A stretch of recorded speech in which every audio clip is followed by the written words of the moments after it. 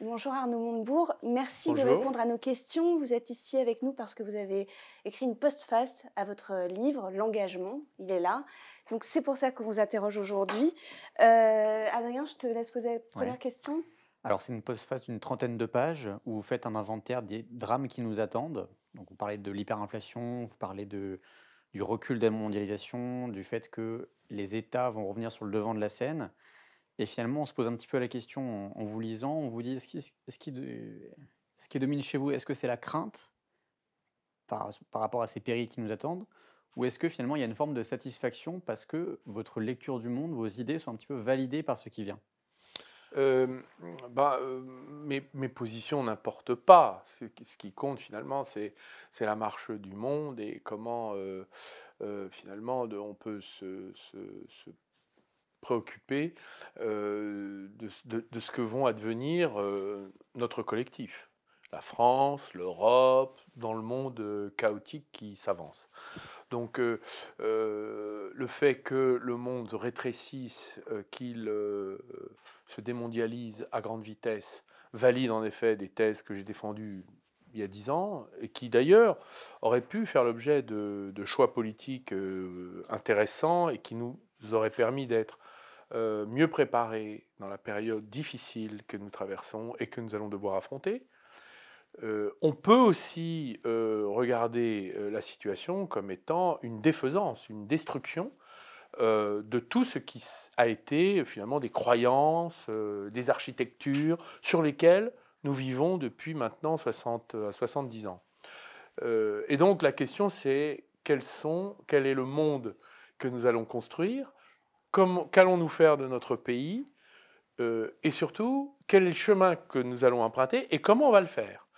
Et donc dans ce monde-là, j'essaie justement d'essayer de tracer un chemin, de montrer un peu la voie et de dire il n'y a pas que des choses mauvaises dans ce monde. Le retour de la souveraineté est très positive. D'abord parce que c'est une conquête de la Révolution française, je rappelle, c'est quand même le droit de choisir et d'être indépendant, donc libre. La liberté, c'est notre code génétique, nous les Français. C'est presque nous qui l'avons inventé, popularisé avec les Américains dans l'histoire politique mondiale. Donc la liberté, c'est le droit de choisir en toute indépendance, de ne pas être soumis. D'ailleurs, les questions coloniales et de décolonisation ont rappelé ce que voulait dire le mot liberté. Et dans la reconstitution actuelle des empires, qu'ils soient américains, chinois ou de toute autre sorte, russes, la question de la soumission des peuples et donc de leur liberté, de leur indépendance, est revenue sur le devant de la scène. Bon, donc cette question-là est une question fondamentale sur laquelle les Français, jusqu'à présent, et la classe dirigeante française, à côté de laquelle elle est passée. Elle n'a pas vu que les Français sont en demande puissante d'indépendance, de liberté et de souveraineté. Elle n'a pas vu que l'Union européenne l'empêchait de le faire. Et donc, en conséquence, que l'Union européenne est le facteur immobilisant de la France dans le monde actuel. Je traite beaucoup la question européenne parce qu'elle est l'obstacle qu'il faut savoir de temps en temps franchir pour pouvoir s'affranchir de cette architecture héritée du passé complètement obsolète, héritée de Maastricht, qui ne fonctionne pas, qui a été mis au rencard par le Covid, qui a été mis par terre une deuxième fois par l'affaire ukrainienne, par la guerre russo-ukrainienne, et qui nous oblige à réviser toutes nos positions. Mais alors, on va y Donc il y a revenir. du positif, Mmh. c'était votre Ouais. question. Il y a un peu de crainte et d'inquiétude, mais il y a des souhaits qui se réalisent. Alors, on va y revenir. Vous parlez beaucoup de l'Union européenne dans cette postface, mais vous parlez aussi du corps central, travailleur et populaire du pays. Vous parlez de ces gens qui ont été vos électeurs. Vous dites des millions de gens qui vivent de leur travail, qui font marcher la France, qui la font tenir debout. De là sont venus les gilets jaunes, hein, puisque vous revenez sur le phénomène des gilets jaunes. Comment ils vont réagir? C'est une question d'actualité face à la réforme des retraites. Vous avez entendu la semaine dernière, comme nous, Elisabeth Borne annoncer sa réforme des retraites.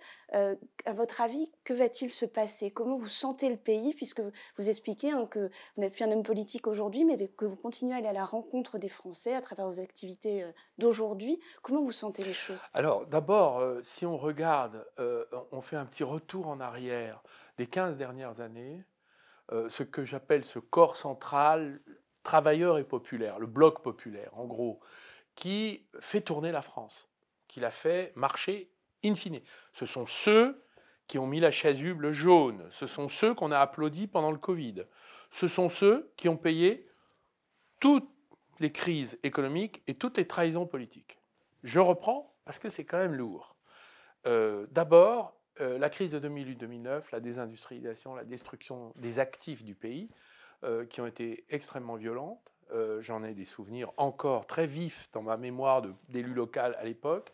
J'en ai encore, et j'en fais la narration, tout le travail de sauvetage qu'on a fait au ministère de Développement Productif quand on est arrivé en 2012, 2013, 2014, où ça continuait à s'effondrer et où on a fait du sauvetage au forceps, c'était de la médecine d'urgence. Et donc là, tous ces territoires, toutes les classes populaires et les classes moyennes ont pris de plein fouet les pertes d'emploi, l'appauvrissement, les boîtes sur le carreau et des familles dans la panade. Et il y en avait partout sur le territoire. Je me souviens de la carte de Saône-et-Loire qui était constellée.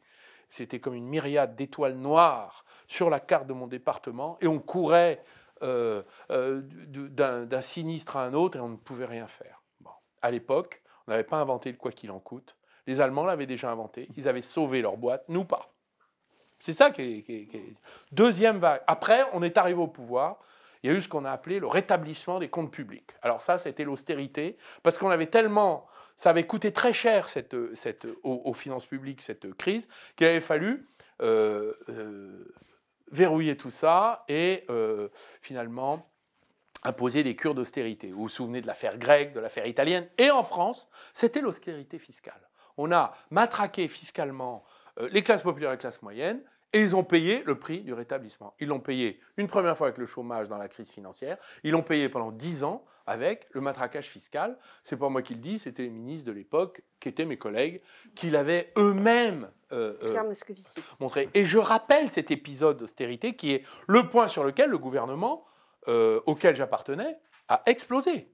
La question de l'austérité budgétaire. Et elle s'est payée dans quoi ? Ben, la destruction des services publics. Le déclassement du pays. Je parle de déclin, mais de déclassement. Service public, police, justice, problème de sécurité. Regardez où nous en sommes. Ils commencent à comprendre qu'il y a un problème avec la justice. Ça fait des années que ça dure. La police, pas de formation, pas de moyens. Regardez Marseille, tout ça. On a l'impression qu'on découvre les problèmes à chaque quinquennat. L'affaire de la santé. Regardez dans quel état est l'hôpital. Il y a eu je pourrais dire qu'il y a 5 ou 6 ministres de la Santé qui ont fait la même politique qui consistait à supprimer les moyens. Voilà, c'est tout. Ils n'ont fait que ça. Après, vous avez l'éducation nationale. Regardez l'effondrement de nos performances mesurables. Hein, tout ça est factuel. Hein, et donc tout ça, c'est les conséquences de cette période-là. Et puis, après, il y a eu cette espèce de période du Covid, où là aussi, vous avez un certain nombre de catégories sociales qui ont continué à travailler pendant que les autres faisaient des visios en pyjama, ce que je rappelle. Et puis maintenant, les réformes. On est reparti avec des réformes. Alors, la réforme de la retraite, c'était votre question, pardon d'avoir été long, vous raccourcirez au script. C'est la réforme qui s'en prend toujours aux mêmes catégories socio-professionnelles, catégories populaires, au bloc populaire, c'est-à-dire à ceux qui sont la colonne vertébrale active du pays, qui fait tourner la France. C'est eux qui vont payer le prix de la réforme, et c'est pour ça qu'elle est injuste. Moi, j'ai entendu Laurent Berger, qui n'est pas un mélenchoniste, qui n'est pas un bolchevique, qui n'est pas... j'ai entendu Laurent Berger dire exactement ma pensée. C'est une injustice qui se commet là. Et donc, vous allez avoir une douleur supplémentaire et ressentie, entendue. On voit dans les cafés, on voit dans ce qui se dit dans les salles de rencontres, de discussions, dans les boîtes. Cette situation est une aggravation. Alors, vous me direz, mais c'est pas grave, ils acceptent tout. Ben non, ils n'acceptent pas. La conséquence de ça, c'est quoi? Au bout du chemin, c'est la victoire du lepénisme. C'est-à-dire que la France va connaître, on est en train de fabriquer, entre les mains, dans l'histoire de France, nous sommes en train de fabriquer un épisode trumpiste pour notre pays. Oui, c'est ce que vous sous-entendez, ce que vous dites clairement. Le titre de la postface, c'est ces drames qui nous attendent. Ben oui. C'est ça le drame qui nous attend. Continuons comme ça. Écoutez, à l'époque Sarkozy, la famille Le Pen était à 10%. 15 ans plus tard, elle est à 43%. Elle a gagné 500 000 voix par an. Ben, continuons comme ça. Elle est aux portes du pouvoir. 43%, on n'est plus très loin, on est à 2 millions de voix. Hein, elle a gagné de 6 millions, on est passé à 10 avec Hollande, à 13 avec Macron. Ben, maintenant, on va faire combien? On y arrive. Donc, nous sommes arrivés à ce moment de vérité. Et donc, moi, je crois que à la fois le déclassement du pays, qui est une certitude, tout le monde le voit dans tous les secteurs, on ne trouve plus de profs, on ne trouve plus d'infirmières, on ne trouve plus de conducteurs de train, même dans les emplois qui étaient relativement protégés, les gens ne veulent plus, puisque tout reposait sur le dévouement. Donc il est évident qu'au bout d'un moment, le dévouement a une limite. Quand vous payez... et là, qu'est-ce qui est en train de se passer? En plus, ce corps central populaire et travailleur paye l'inflation géopolitique de la guerre en Ukraine, plus l'inflation écologique, de la transition écologique. Et ben justement, Voilà. la guerre en Ukraine, on va en parler. Vous dites que ce corps central est très éloigné finalement de cette guerre en Ukraine. Vous la décrivez comme une guerre morale.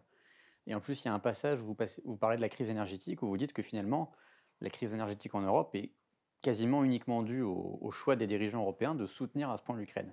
Donc, est-ce que pour vous, est-ce qu'on en fait trop? Est-ce que c'est une erreur de soutenir l'Ukraine? La crise énergétique, elle est liée aux contradictions de l'Union européenne. D'avoir tout fondé sur le gaz russe, Ouais. Et d'être quasi belligérant face aux Russes. Donc il fallait choisir. Et vous parlez d'un suicide au gaz, hein, c'est ça? Comment? Vous parlez d'un suicide au gaz. L'Union européenne se suicide benoîtement au gaz en ayant tout construit, sa compétitivité, sa puissance économique sur le gaz russe, c'est l'Allemagne et ses satellites. Voilà. Et en même temps, et d'ailleurs la France n'est pas éloignée de ça, puisque les dépendances à l'égard de la Russie, qui sont un choix stratégique, on a toujours travaillé sur le dialogue avec la Russie, on a coopéré dans le nucléaire, je suis moi-même allé en Russie au gouvernement, où même si nous avions des désaccords sur beaucoup de sujets, on était en mesure, c'est un pays qui est structurellement proche, donc maintenant on est en situation de quasi-belligérance. Donner des armes de ce niveau-là, c'est quand même s'engager, si vous voyez ce que je veux dire. Alors moi, je ne me prononce pas sur le bien ou le mal. Tout a été dit sur le sujet. Bien sûr que Vladimir Poutine est responsable, qu'il a violé des frontières, qu'il n'a retenu aucune des leçons de ce qu'est un pays qu'on cherche à soumettre par la force.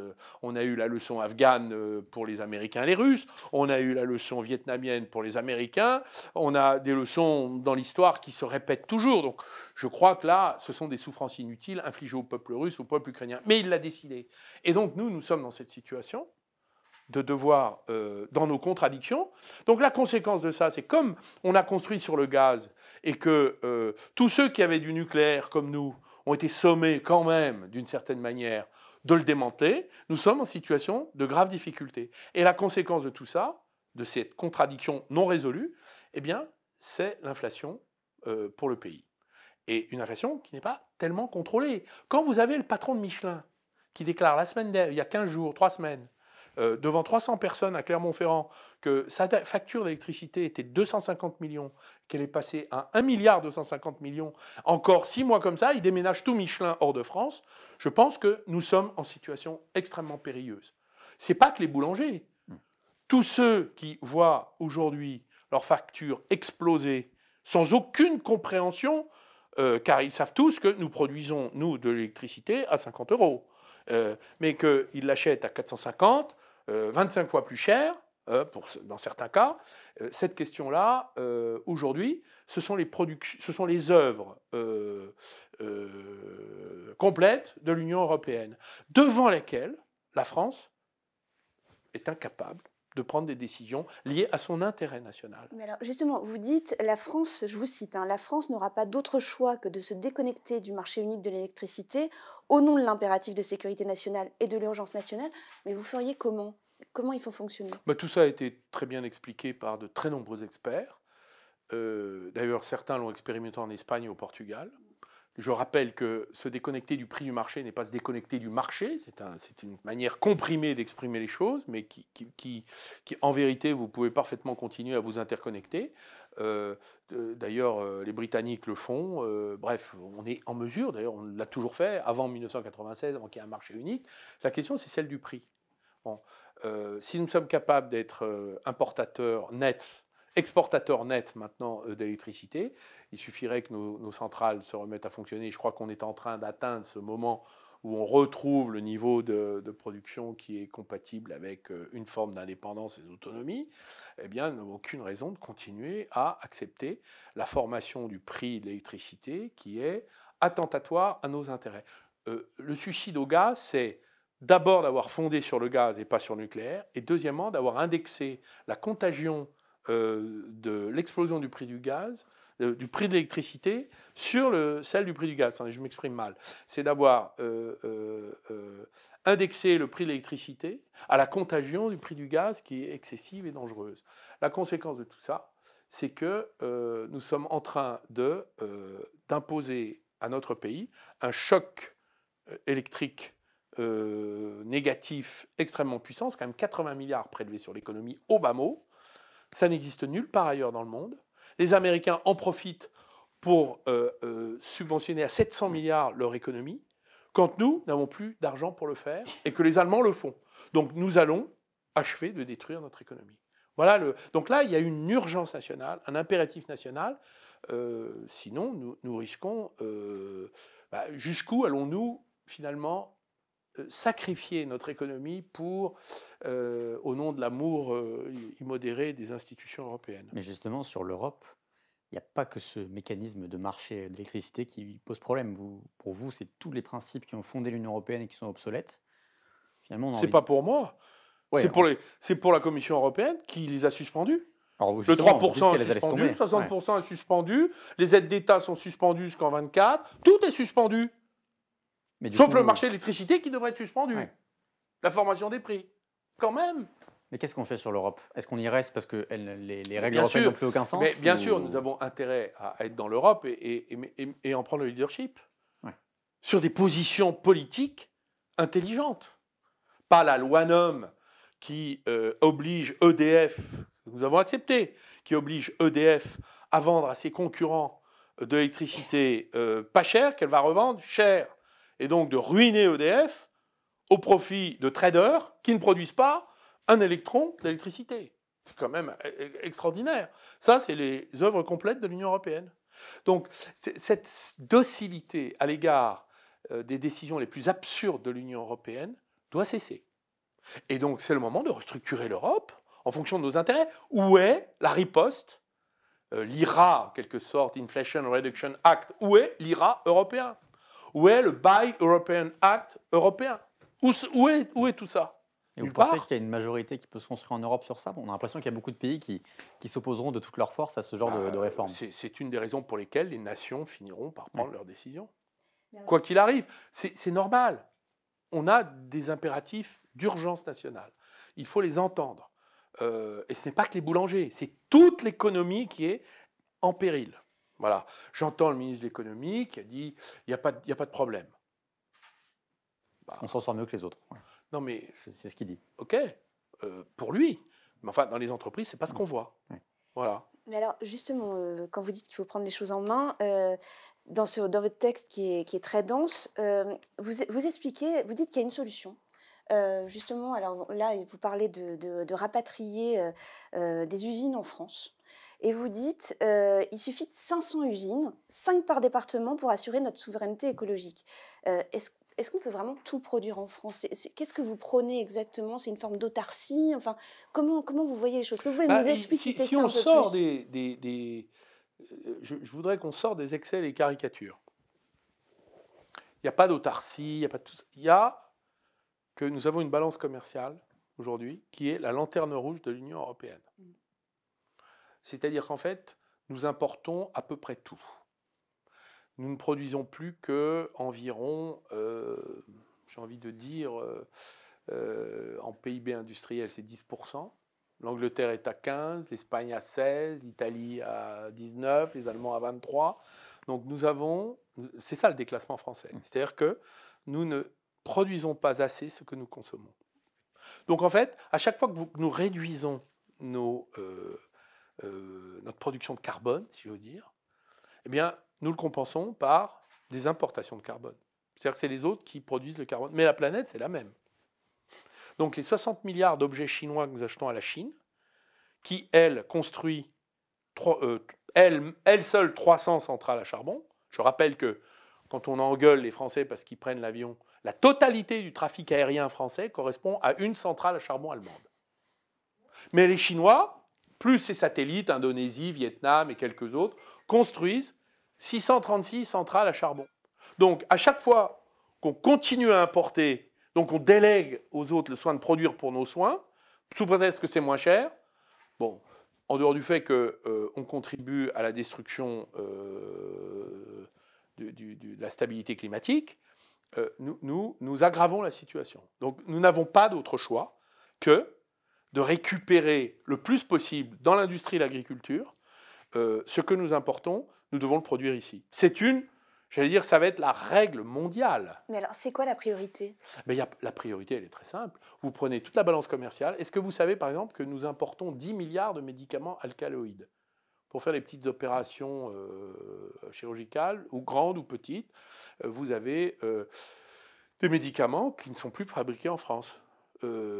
Nous importons 3 milliards d'antibiotiques par an. Dans le matériel de manutention, ça doit être 4 milliards. Les radars, c'est 1 milliard. Tous les objets les plus usuels, les huiles et les graisses, 3 milliards. Et comme ça, vous avez 100 milliards. Donc, pour rétablir un équilibre dans lequel nous pouvons nous retrouver économiquement, il faudrait remettre sur le sol français 50 milliards de chiffre d'affaires. Chiffre d'affaires, qu'est-ce que ça veut dire? Vous, les 500 usines. Et ça correspond à peu près à, dans le calcul, d'ailleurs, je ne suis pas le seul à dire ça, il y a tout le mouvement du Made in France, vous avez des experts qui ont travaillé là-dessus dans les cabinets, même les EY, PwC, ils ont tous travaillé là-dessus. La relocalisation, c'est environ 500 usines, donc à peu près 5 par département, hein, puisqu'il y a 100 départements, qui créeraient 350 000 emplois industriels, et derrière, à peu près 1 million d'emplois. Ce million d'emplois, c'est ce dont nous avons besoin pour payer nos retraites, par exemple.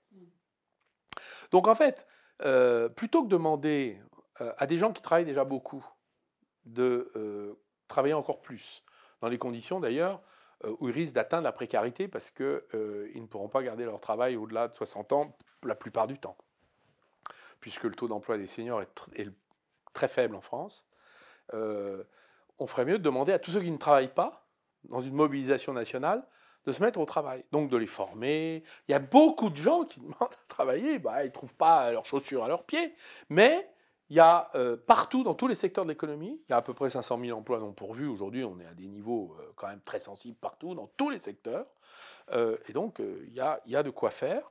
Et c'est donc le moment, je crois, d'imaginer, plutôt que de demander à ceux qui travaillent déjà de continuer à travailler encore plus longtemps, demander à ceux qui ne travaillent pas, ou de trouver à ceux qui ne travaillent pas les moyens, le chemin du travail. Et ça passe par la formation. Je rappelle qu'il y a une réforme sur la formation professionnelle qui est une réforme ratée, puisqu'elle n'a donné aucun effet, sauf sur l'alternance, mais sur tout le reste, ça n'a pas fonctionné. Nous dépensons 4 milliards pour Pôle emploi, avec 500 000 emplois non pourvus. Je pense que la performance de cet outil pourrait être révisée. Oui, on a beaucoup parlé des résultats, effectivement, dans l'apprentissage. Ça a été reconnu. Parlons du protectionnisme, parce que c'est une condition essentielle pour vous à ce grand plan de relocalisation. Est-ce que vous n'avez pas le sentiment d'avoir eu raison trop tôt sur ce thème? Ça fait longtemps que vous défendez, aujourd'hui on en parle. Je vous laisse le soin de le préciser, de l'exprimer comme ça. Aujourd'hui, c'est la pratique mondiale. Ça a commencé avec Trump. Sauf en Europe, pour le coup. Sauf en Europe, qui est l'idiote constant du village mondial. D'ailleurs, sa réputation ne se dément pas. Donc, si vous voulez, elle continue à être ouverte au grand vent de l'économie mondiale.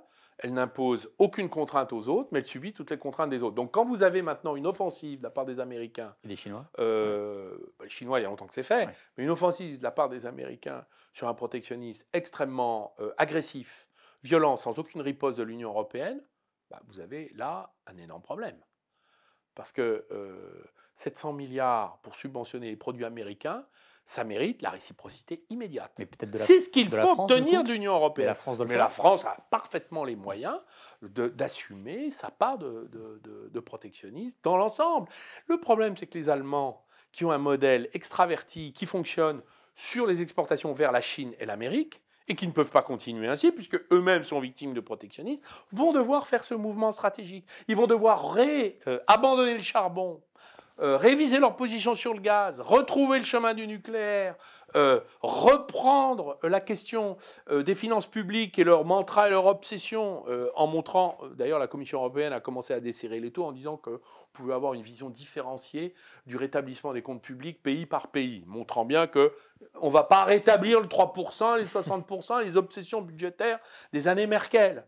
Et à l'évidence, s'ajoute à cela la question protectionniste qui leur saute à la figure.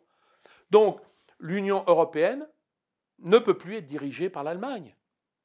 Elle ne peut l'être maintenant que par des pays qui ont une sensibilité souverainiste, c'est-à-dire qui ne sont pas d'accord avec le projet de mondialisation qui a été inventé par une génération politique mondiale, et a le désir de construire une forme de localisme qui existait dans toutes les économies pendant les 30 Glorieuses.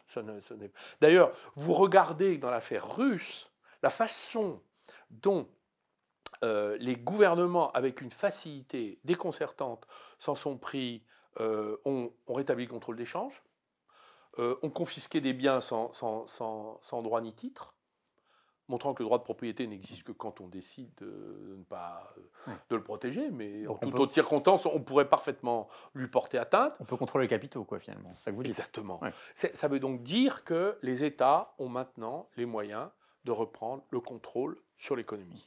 Et si les États ont les moyens, et la démonstration a été faite, si les États ont les moyens de reprendre le contrôle sur l'économie, vous allez avoir des majorités qui vont demander, de populaires, qui vont demander à leurs États de prendre des décisions de cette nature.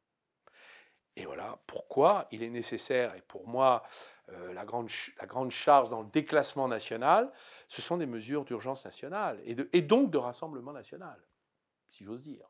Hein, c'est-à-dire où vous devez dire aux classes populaires, nous avons besoin de vous, donc on ne prendra pas de mesures contre vos intérêts. Mais on a besoin en contrepartie que tout le monde se remette au travail. On a 6 points de taux d'activité des actifs inférieurs à l'Allemagne. Donc c'est ça qu'il faut combler. C'est ce million d'emplois qui nous manquent. Alors on peut jouer avec les statistiques du chômage en expliquant aujourd'hui qu'on est en plein emploi, mais non. Pôle emploi montre qu'il y a quand même 6 millions de personnes qui ne sont pas satisfaits, enfin qui sont de A à C, en passant par les catégories intermédiaires, ne sont pas en situation de satisfaction par rapport à leur travail, puisqu'ils sous-travaillent ou ils chôment un peu, hein, ou totalement. Donc il y a quand même encore du travail. Voilà.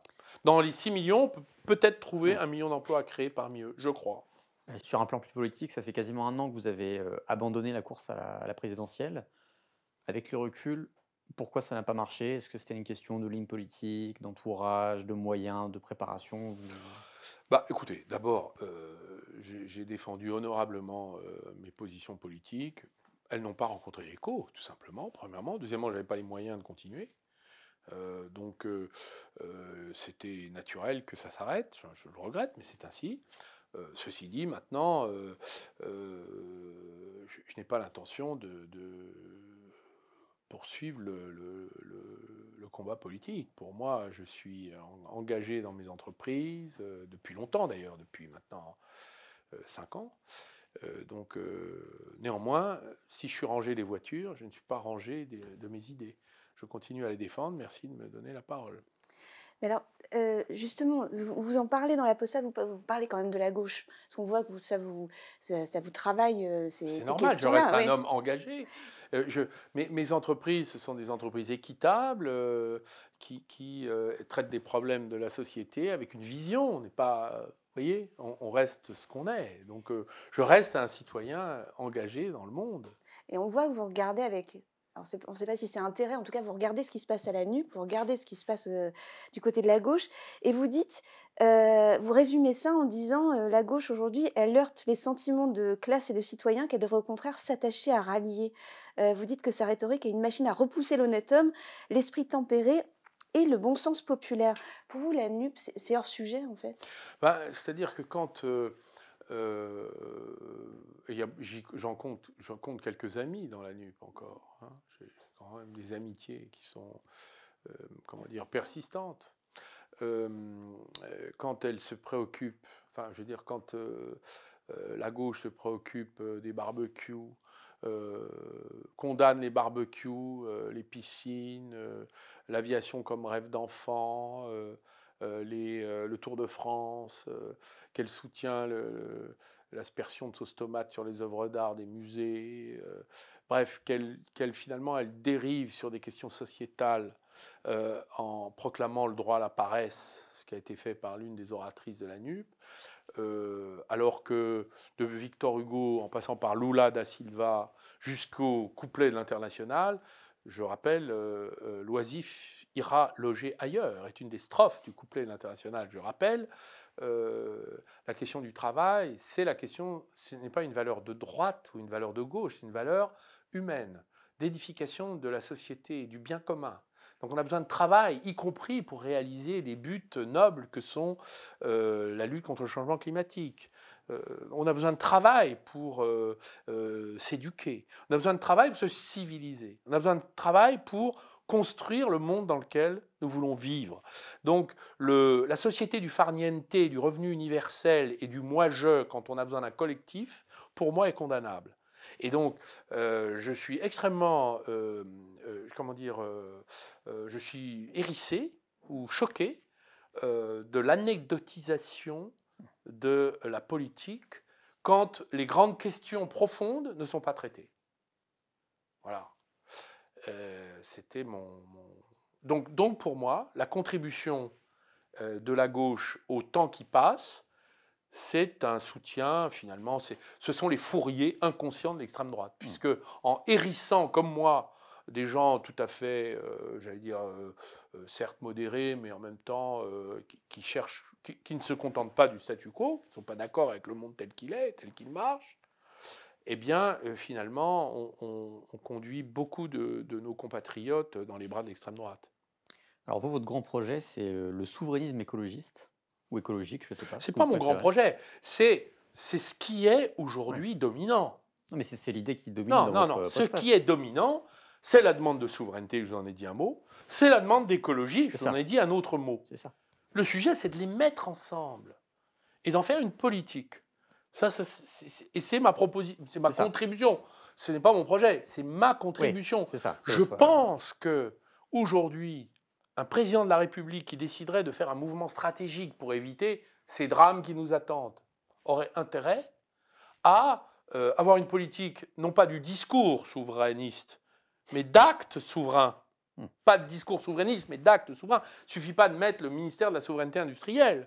Il faut empêcher les Américains d'acheter nos entreprises, il faut bloquer les Chinois sur leurs produits. Enfin, c'est un travail. Et c'est même un effort de chaque instant, puisque l'administration et son état d'esprit n'est pas du tout porté sur cette vision de l'économie. Mais peu importe, l'administration est là pour obéir, n'est-ce pas?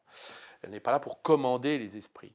Et donc, je pense que le souverainisme et l'écologie, c'est le même projet. C'est de produire là, et pas ailleurs. Et est-ce que vous voyez quelqu'un... Est-ce que vous voyez quelqu'un, une force politique, une personnalité qui pourrait porter ce projet? Écoutez, pour l'instant, ce que je vois, c'est qu'il y en a un qui pourrait le faire. C'est le président de la République, puisqu'il est au pouvoir. C'est son travail de faire ça. C'est à lui de prendre Vous savez ce que dit, ce que j'aime beaucoup, la politique pour moi c'est une question d'altérité. C'est-à-dire que c'est un rapport non pas avec soi, mais avec autrui. Donc il faut quitter le moi pour aller vers autrui.